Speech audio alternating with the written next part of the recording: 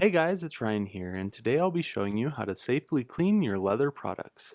We will be using this new solution called Leather Clean. First, we're going to start off by brushing any debris that's on the leather surface. Then we will put lukewarm water in a container where the leather will loosely fit, and mix in 2 ounces of Leather Clean for every gallon and a half of lukewarm water. To clean the leather, what we will do is submerge it in the solution for 5 minutes and gently massage the leather. If there is a more soiled area, you can gently scrub it with a soft brush. Next, we'll let it sit for 10 minutes, allowing the leather clean solution to permeate, clean, and maintain the natural properties of the leather. After 10 minutes or so, remove the leather and gently wring to remove excess water.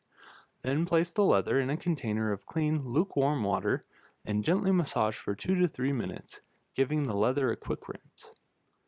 When you're done rinsing, remove the leather and absorb excess water with a towel. Then hang the leather to dry in a well-ventilated and shady area. Allow the leather to dry for at least 2 days. Once the leather is dry, you may iron with low heat, with a protective cover to remove excess wrinkles.